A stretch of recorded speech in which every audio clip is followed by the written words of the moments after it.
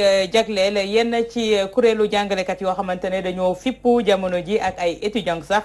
li ñuy ñaaw lu mooy teg loxo kenn ci seenub ñooñ di docteur Babacar Diop ñu jàpp ne tegub loxo boobu jaarut yoon jaay doole dong la nee nañ nag ña ngay dànkaafu ñi nga xamante ne ñoom ñoo di nguur gi te nee nañ soo moywul dinañu yokk xar mi karaw ñu ànd ceeg Moussa Sène.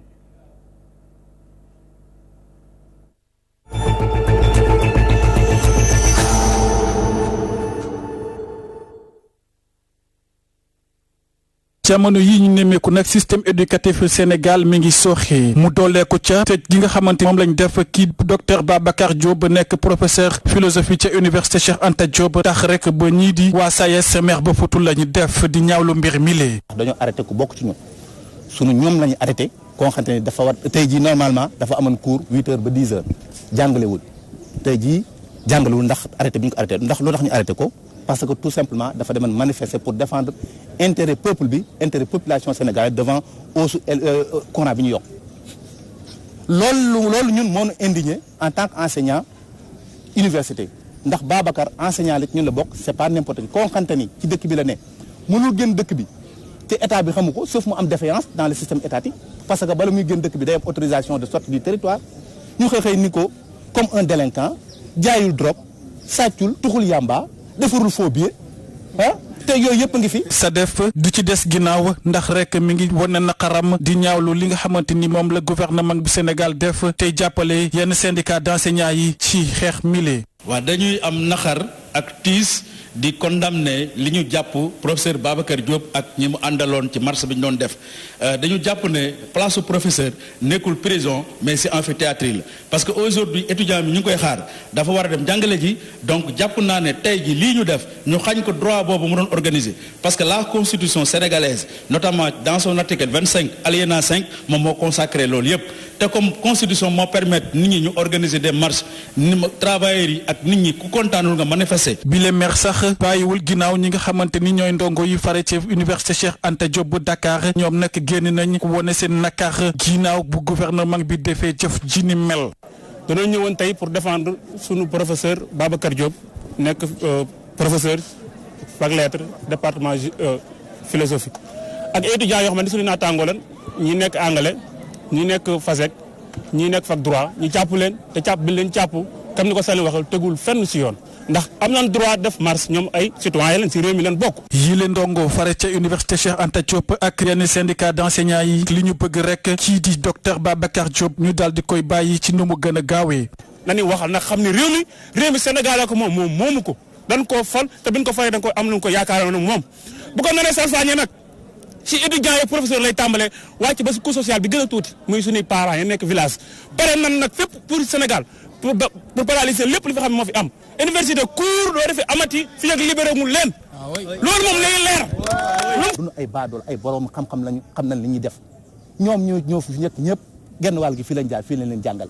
bu ñu xëyee tey duñu bafoué di ñu jàpp comme ab baadool dañu tax traité n'importe comment loolu duñ ko nungu tey duñ ko nungu ëllëg te bu soobee yàlla lu mu laaj pour suñu statut ñu delloo ñu jox ñu suñu gëdd ci dëkk bi parce que loolu lañ comprendre dëkk bi finalement ku yuuxul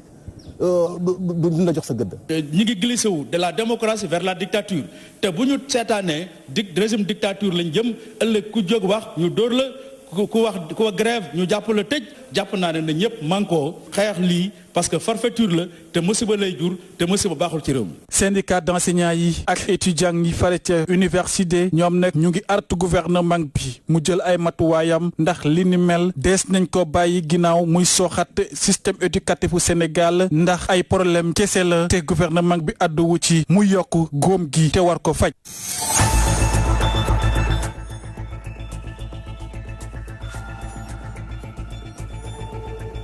Moussa Sène ñu koy jaajëfal suñu invité Abdou Khafor Kandji dañ lay bàyyi nga wax ci li nga xamante ne moo di dossier bi ñu consacré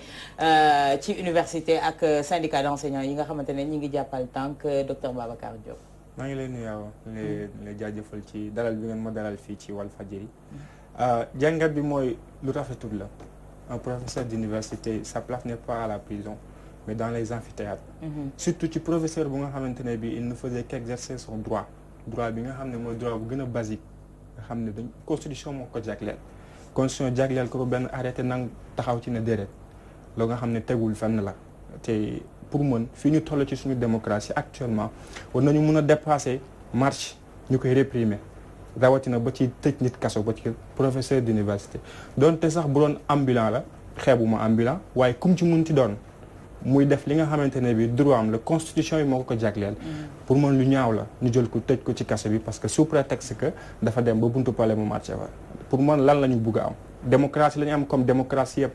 France démocratie la ñu am les États-Unis démocratie la ñu am est-ce que dafa am une démocratie sénégalaise wala une démocratie africaine démocratie la Maison Blanche dañu fay marche donc pour man war nañu mun a àgg ci benn niveau de démocratie boo xam ne fu waay bëgg a taxaw wane fa li ko metti mu mun fa taxaw te yoon du ko ci teg dara. tey mouvement Y'en a marre ñu ngi ci biir aar li ñu bokk. ñu ngi ci biir collectif Ñoo Lank tey ji nam ngeen manifester le 13 avec ou sans autorisation. loolu nag du man maa koy statuer avec ou sans autorisation man ndaw laa bu ñu yebal ngir mu ñëw xëy na dinañ ci toog waxtaan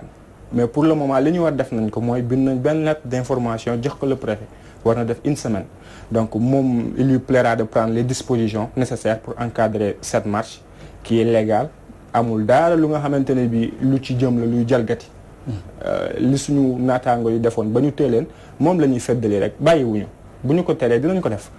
bu ñu ko teree dinañ ko def. ça veut dire que ni avec ou sans autorisation. non je voulais dire bu ñu teree marche yi li nga xamante ne bi moom la ñuy def xëy na ñun danañ ci dem waaye du man may statuer fii ne dinañ ko def.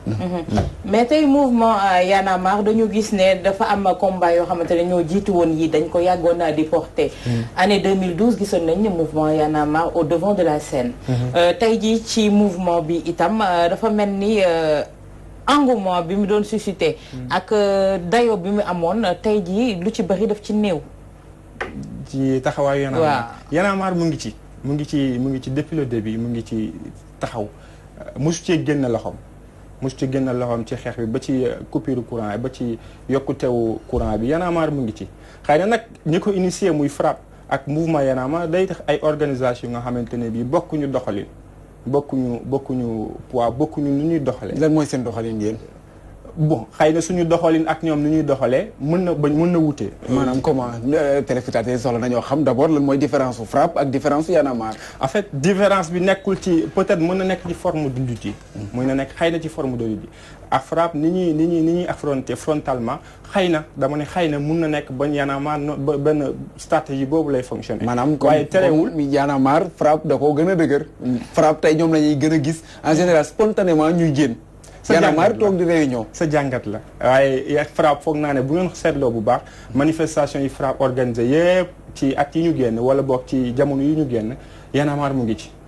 Y'en a marre mu ngi ci see ci ne ci àndatoo koog FRAPP. donc pour man nekkul FRAPP. xam nga lu tax Issa di gën a appesantiru ci loolu moom moo di ne dañu doon gis ne daanu leen woon xaar ñu naan.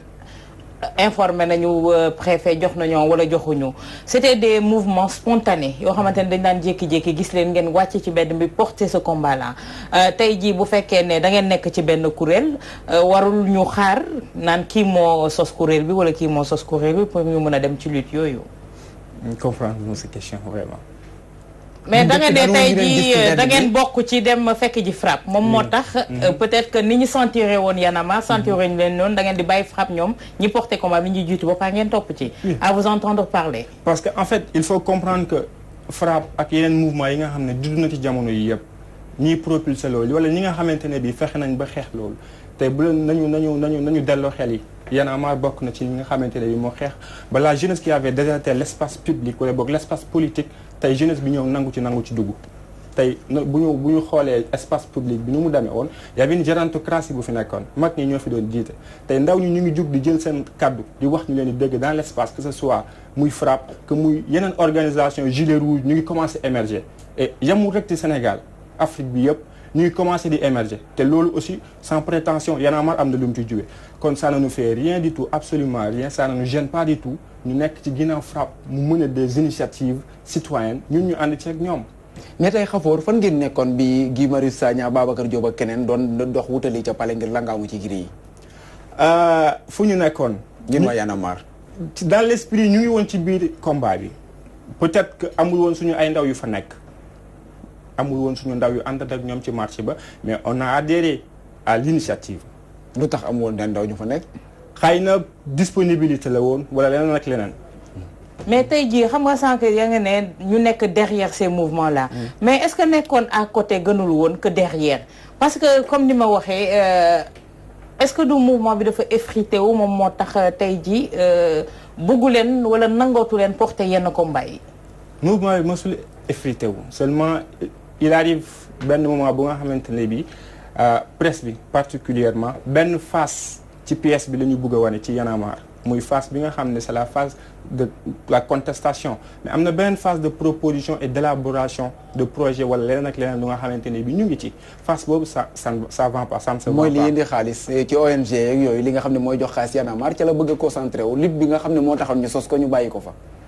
yaa ko gisee noonu sa xalaat la sa interprétation la waaye dama la bëgg a fàttali rek ne Y'en a marre bi muy judd amoon na benn projet bu ñuy wax chantier du NTS projet yi ci loolu la émerger ci loolu la juddoo bañ koy piloter mais pour revenir un peu pour te dire que ni côté boobu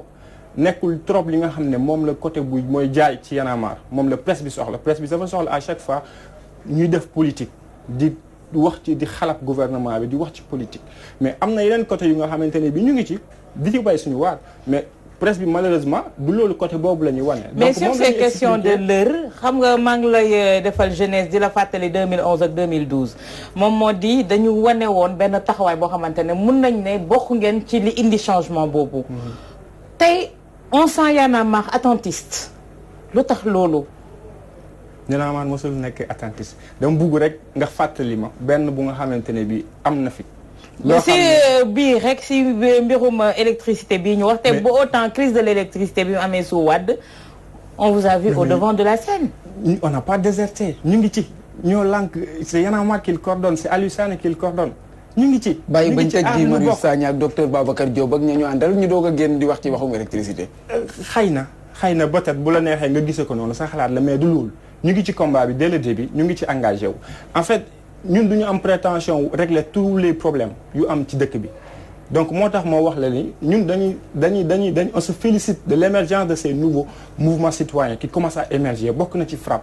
bokk na ci yeneen ak yeneen donc ñun mënuñu bëgguma mais vous devez pas laisser le terrain waru leen a bàyyi àll bi noonu mu yàmbal ak bàyyi ñeneen ñi ñëw toog te ngeen war a nekk au devant moo tax ma bëggoon nga wax ma benn boo xamante ne bi xew na à part électricité bi nga wax te on est là loo xam ne gisuñ ci Y'en a marre.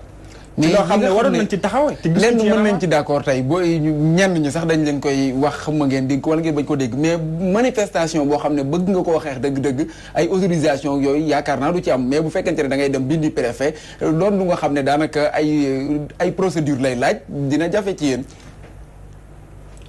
loolu mooy li nga xam ne moom la ñu yoon sant dinañ ko def mooy bind lettre d'information on l'a toujours fait. lettre d'information dañ koy bind jox ko préfet. finalement kon da ngeen a gën a correct ci diggante bi daal gën a correct gën a appliqué yoon ak yooyu. wala rectification yu ci am. 2012 ak dëggoo bu baax dama ne la on l'a toujours fait dañ ko mus a def lettre d'information. autorisation ngeen laajtewul mais informé vous le faites. lettre d'information parce que ci constitution bi du demande d'autorisation. lettre d'information la. lettre d'information bi depuis que Y'en a marre di marche da koy adressé au préfet. souvent dañ ko ci yokkal sax naan ko il vous plaira de prendre les dispositions nécessaires. tey ñu jëm ci le vendredi 13 ñenn ci mu kuréel yi ñoom nee nañu avec ou sans autorisation ils vont descendre sur le terrain tey ji Y'en a marre yan disposition la jël pour le vendredi 13 ak lan moo nar a doon posture am ci manifestation boobu. mooy suñu position bi ñu nekkoon dès le début gis nañ ne coupure augmentation des prix de l'électricité gis nañ ne lu ñu teg population bi la te mënatu ko au moment où population bi mi ngi doon xaar ñu wax ci loyer bi ñu ngi wax ci leneen ak leneen nga xam ne ay loyer la yu ñu woote bàyyi fii mais ba léegi effectivité bi di poser problème góorgóorlu bi sonn taxawaay bi ñu ci am mooy taxawaay bi ñuy génne pour wax population yi que ni lii duñu ko lu ñuy nangu wax gouvernement yi que ni yoon la mu dellu ci na dellu si waat ci hausse du prix parce que ce n'est pas normal donc comme lu mu la ko waxee woon du Y'en a marre rek moo nekk ci plateforme bi moo nekk ci collectif bi il y a d'autres organisations yu nekk ci biir collectif bi donc on agit ensemble c'est pas seulement Y'en a marre qui agit mais c'est le collectif qui agit ensemble donc dinañ ci dem le 13 mais marche boo xam ne ñu ngi ci woo toute la population sénégalaise ñu génn manifester wu pacifiquement rond-point ñu ngi démarrer obélisque jëm rond-point de la RTS. mais est-ce que jàpp ngeen ne manifestation yi mën na ku pousser nguur gi mu àddu ci li nga xamante ne moo di seenub càkkutéef 2012 mu ngi fi 2012 mu ngi fi. mais les manifestations de 2012 diffèrent de celles de 2019 ah. ba tey mën na bañ a bokk waaye peuple bi ko defoon mu ngi fi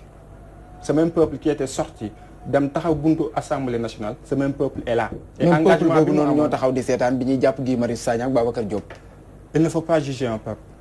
parce que tout simplement bi ñuy jàpp Guy Marius Sagna ñu ngi fi génnuñu woon. mais il faut nga dellu sa ginnaaw delloo ci ginnaaw ne Guy Marius jàpp nañ ko jamono yële passé te cette même pression de la rue moo ko génn ci kaso bi. donc population bi juste à chaque fois ñu ngi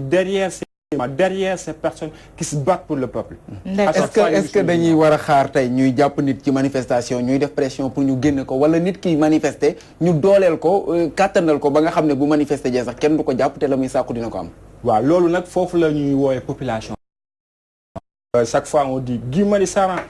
député peuple bi Guy Marius guerrier ainsi de suite mais Guy a besoin de vous Guy a besoin de vous. Tout le monde a besoin de vous nañu génn ñun ñëpp ñu taxaw manifester wu parce que l'État a décidé de répercuter peut-être ñun ñu delloo ñu gaspillage bi am Senelec ci suñu ndoot lañu ko bëgg a tegaat parce que on parle de 12 milliards benn part bu ñu jël jox ko l'État mais l'État c'est qui c'est une légitimation du peuple ñun ñoo légitimer la donc l'État amul fu muy jëlee xaalis pour ñun benn partie bi dañ ko répercuter sur l'État en l'occurrence nous beneen bi ñu répercuter ko ci ñun directement loolu la ñu bëgg a wax donc encore une fois li nga wax c'est très pertinente question bi nga wax c'est très pertinente peuple bi fan lay nekk à chaque fois quand ces gens-là quand ces braves citoyens se battent fan la ñu nekk donc c'est le moment de leur dire que sortez massivement ñu taxaw jàmmaarloo ak li nga xamante ne bii forfaiture la te gaspillage te war ñu ko mën a nangu. bu bii jàllee est-ce que nag jotul bu fekkente ne xëy na bariwut mbooloo nit ñëpp dem toogi xaar ko ba 2024 gis nañu manifestation yi doon am yëpp te mujjantal ga la nguur gi bëgg rek mooy am. jarul waaw question bi lan la. maanaam est-ce que du jar kon bu fekkente ne jàll na nit ñi dem toog xaar benn yoon ba 2024 parce que population bi manifestation yi ñuy def yëpp mën nañ ne ci échec lay mujjee. échec du ma ko tuddee échec xëy na yow yaa koy mën a tuddee échec waaye du ma ko tuddee échec mais il faut comprendre que dafa am benn sage lu muy wax muy ne bu ko Sénégalais yi jaru tamit Sénégal jar na ko ñun ce qu'on fait on le fait pour le Sénégal on ne le fait pas pour les Sénégalais voilà.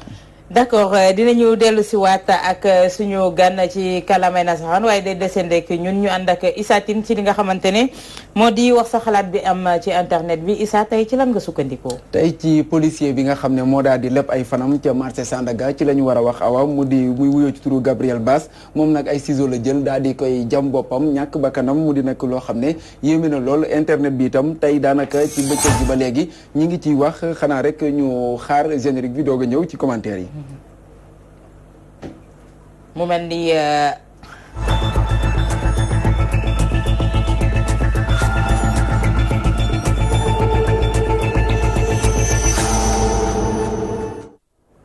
kon Amdy Moustapha kontaan nañ lool ci yow Issa ñu wéyal daal di dugg ci commentaire yi wax nag ci policier bi nga xam ne moo daal di leb ay fanam ca marché Sandaga mu jël ay ciseaux jamate ko boppam muy wuyoo ci turu Gabriel Bass mu bokkoon ci 44e bu police nationale moom nag ci wàllum circulation bi ci la doon yëngatu ba mu génnee ba léegi daanaka atu yàlla ca la toll rek ba mu génnee waaye nag ñenn ñi jàpp ne daal amoon na ay jafe-jafe ci wàllum bopp mënaguñ koo confirmer ndax ab autopsie ñi ngi ko ci amal moom la nga xam ne tey moo xaru ki njëkk commenté nag mu ne est-ce que jotul sax état bi daal di protéger ay nitam waaye itam nag ñi nga xam ne ñooy jël engagement yi ñu xool naka la ñuy def ba mën leen a aar ndaxte police bu fekkente ne dañu am ay jafe-jafe bay xaru kon kii xaru mën naa rey keneen noonu la commentaire bi wax keneen daal di dippee boppam leeral mu ne nag war nañoo xool itam naka la ñuy def rawatina gone yi ñuy sañaxal yenn saa yi ci seen biir ak njaboot ngir rek ñu daal di mën a dem tekki ji mu ne sax ci jamono joojule famille yi li ñuy laaj bari na loolu maanaam charge yi ñu teg ci seen kaw doom bari na te ndaw yu ci bari daanaka jamono ji tàmbali nañu di stressé wu ba sax daal di sës moo waral nag ñenn ci ñoom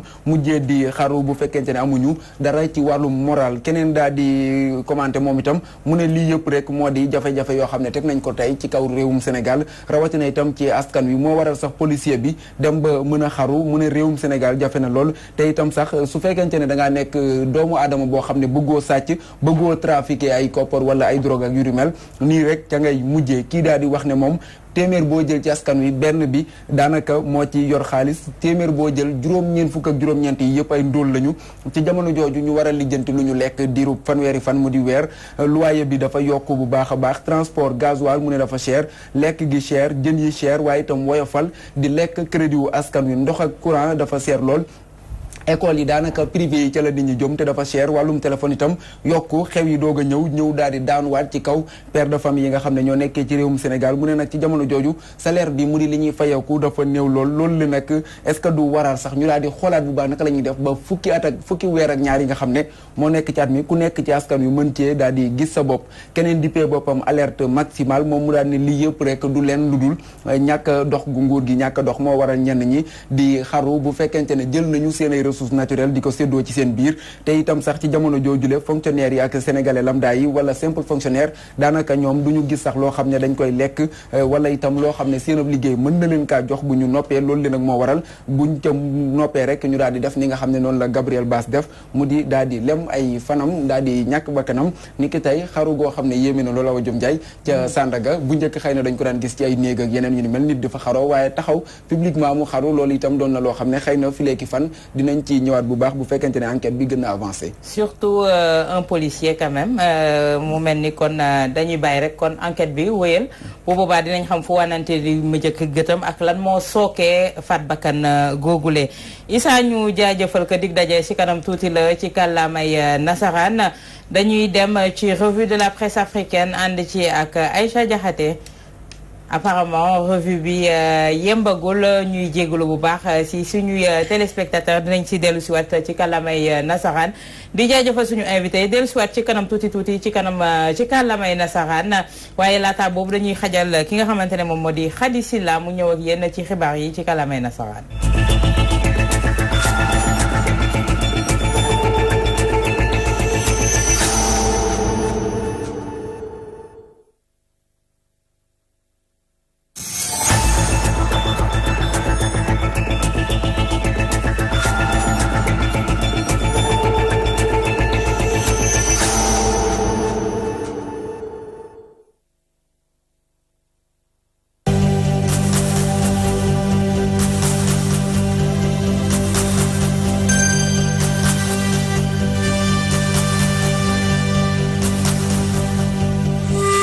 fexe leen ba dëgg rek nekk seen doole fexe leen ba bu leen yab seen askan xam leen ne benn patron rek la ñu am mooy le peuple sénégalais. Walfadjri la voix des sans voix. fexe leen ba dëgg rek nekk seen doole fexe leen ba bu leen yab seen askan xam leen ne benn patron rek la ñu am mooy le peuple sénégalais. Walf TV la voix des sans voix. fexe leen ba dëgg rek nekk seen doole fexe leen ba bu leen yab seen askan xam leen ne benn patron rek la ñu am mooy le peuple sénégalais. Walfadjri. fexe leen ba dëgg rek nekk seen doole fexe leen ba bu leen yab seen askan xam leen ne benn patron rek la ñu am mooy le peuple sénégalais. Walf TV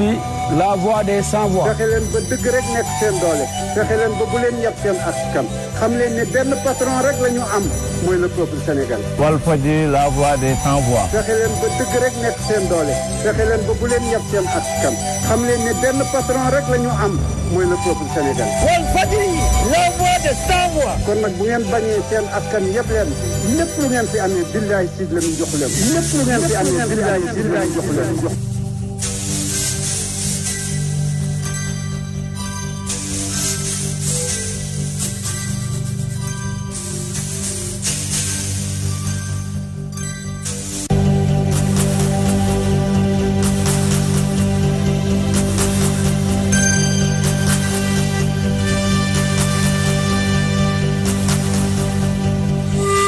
fexe leen ba dëgg rek nekk seen doole fexe leen ba bu leen yab seen askan xam leen ne benn patron rek la ñu am mooy le peuple sénégalais. Walfadjri la voix des sans voix. fexe leen ba dëgg rek nekk seen doole fexe leen ba bu leen yab seen askan xam leen ne benn patron rek la ñu am mooy le peuple sénégalais. Walf TV la voix des sans voix. fexe leen ba dëgg rek nekk seen doole fexe leen ba bu leen yab seen askan xam leen ne benn patron rek la ñu am mooy le peuple sénégalais. Walfadjri. fexe leen ba dëgg rek nekk seen doole fexe leen ba bu leen yab seen askan xam leen ne benn patron rek la ñu am mooy le peuple sénégalais. Walf TV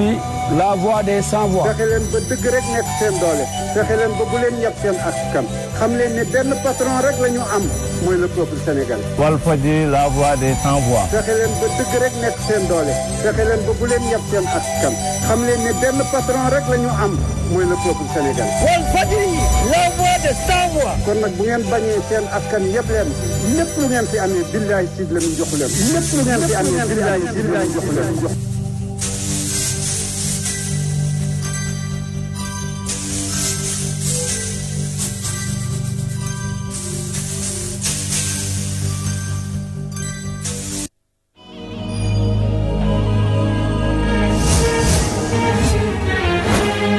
mbokk yi jërë ngeen jëfati ci ànd bi ak kóolute bi ngeen am si Walf TV rendez-vous la ñuy joxante alxames bu nekk juróom-ñeenti waxtu ci guddi jàpp fukki waxtu ak benn ci seen émission diine ak jamono dinañ ci waxtaane lépp luy actualité réewum Sénégal di ci ànd ak ay acteurs politiques waaye tamit ay kàngam ay experts ci domaine bu mu mënti doon mën nañ waxtaane tàggat yaram mën nañ waxtaane culture mën nañ waxtaane mbirum société waaye tamit waxtaane politique ak koom-koomu réew mi alxames lay doon juróom-ñeenti waxtu ci guddi jàpp fukki waxtu ak benn ci seen émission diine ak jamono.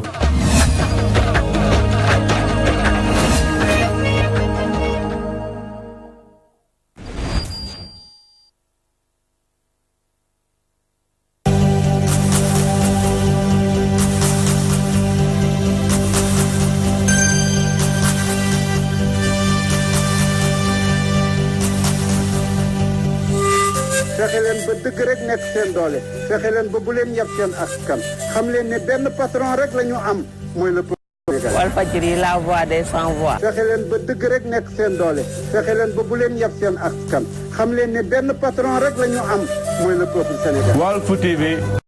sans voix. fexe leen ba dëgg rek nekk seen doole fexe leen ba bu leen yab seen askan xam leen ne benn patron rek la ñu am mooy le peuple sénégalais. Walfadjri. fexe leen ba dëgg rek nekk seen doole fexe leen ba bu leen yab seen askan xam leen ne benn patron rek la ñu am mooy le peuple sénégalais. Walf TV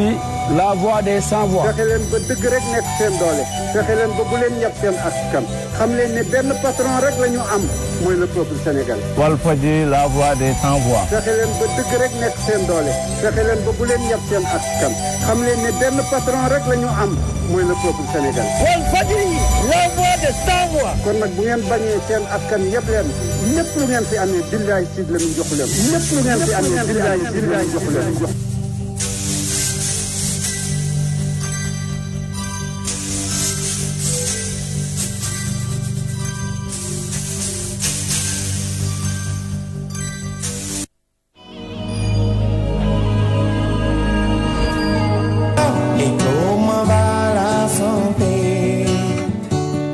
mbokk yi safoo leeru jamono Walfadjri bismillah dalee nag jàmm ci seen émission bi lee di weer day dañu fas yéene dalal waa cabinet Naby Touré. góor gu tëlee am doom wala jigéen gu tëlee am doom et le plus souvent fii ci Sénégal jigéen ñi lañ koy ngàll ci seen kaw. bien sûr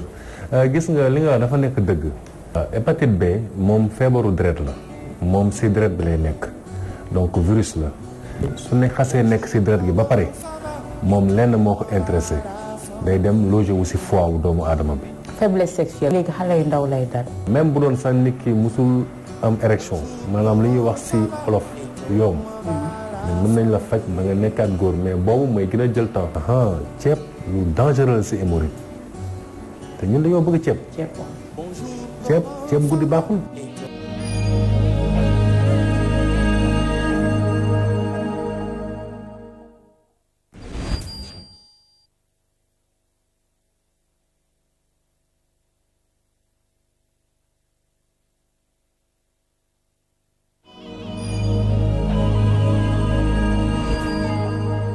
képp kuy wut tawféex da ngay fexe yenn ci keppaar gu dëll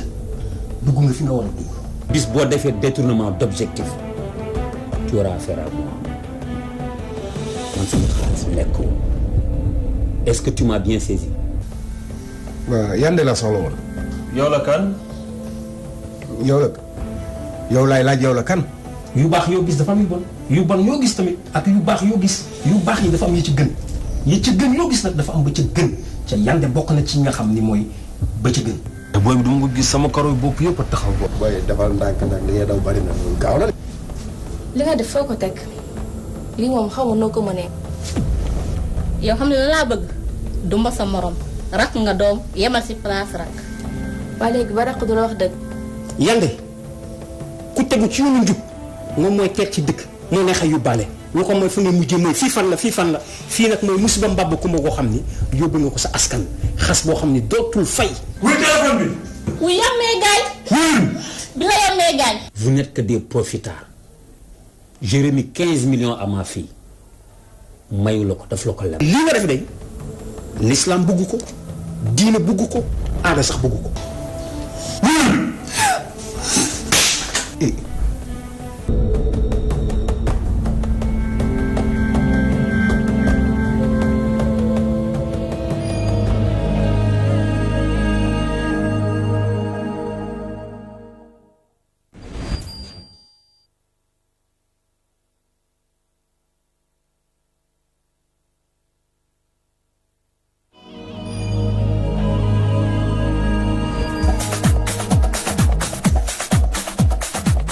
yéen ñi di ko doon laaj émission sport bu Walfadjri bu yaatu moom lañ leen indil ci beneen melokaan mu tudd Walf Sport ba léegi ñu ngi ci RDG